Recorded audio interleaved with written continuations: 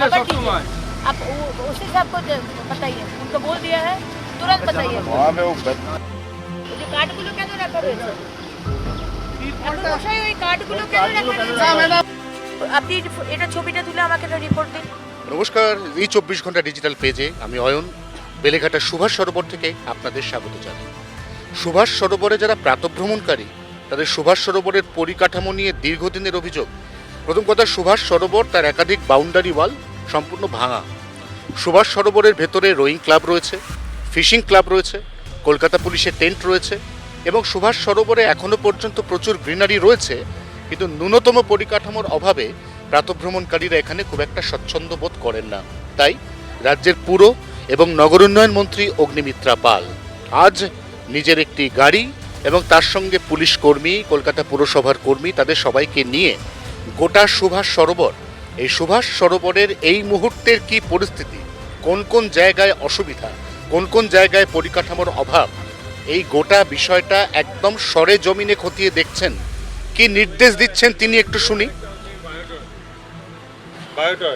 একটা আপনাদের bio toilet, একটা আপনাদের ওয়াটার, একটা আপনাদের রোয়িং ক্লাব, আর রোয়িং ক্লাবের পাশে একটা আপনি বানিয়ে রেখেছেন। ওটাতে জিম হয়, আপনাদের জিমটাও কলকাতা পুলিশের জিম আছে ভেতরে, ওটা কিন্তু কোথায় জিম আছে? খুব ডেঞ্জার অবস্থা। আপনি রোয়িং ক্লাবের ভেতরে জিম করবেন, আপনি ওই একটা এরকম একটা কনস্ট্রাকশন বানিয়ে করতে পারবেন না, এখানে ওটা চলবে না। ঠিক আছে, ওই চারটে আপনি পাঠান, আমি সিপি সাহেবের সাথে কথা বলছি, ওরকম চলবে না। ঠিক এরকমই প্রয়োজনীয় নির্দেশ পুর এবং নগর উন্নয়ন মন্ত্রী অগ্নিমিত্রা পাল তিনি দিচ্ছেন, কারণ তিনি যত এগোচ্ছেন ততই সুভাষ সরোবর, সেখানকার একাধিক পরিকাঠামো, তার যে ভগ্ন দশা, তার যে বেআব্রু চেহারা তার চোখে ফুটে ফুটে উঠছে। এবং তিনি বিগত 1 থেকে 1.5 ঘন্টা ধরে এভাবেই সুভাষ সরোবর পরিদর্শন করছেন।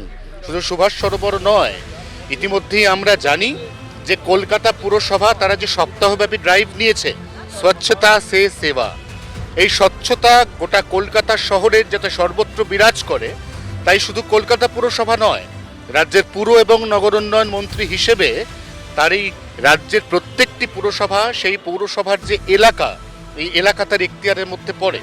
এবং যেমনটা মন্ত্রী নিজেই জানাচ্ছেন বা জানিয়েছেন, তিনি শুধুমাত্র ভিজিট করেই ক্ষান্ত হবেন না, তিনি রিভিজিট করবেন নির্দিষ্ট একটা সময়ের পর, এবং তিনি দেখবেন, খতিয়ে দেখবেন তিনি যা যা নির্দেশ আগেরবার দিয়ে গেছিলেন প্রত্যেকটি নির্দেশ সঠিকভাবে কার্যকর হচ্ছে কি না।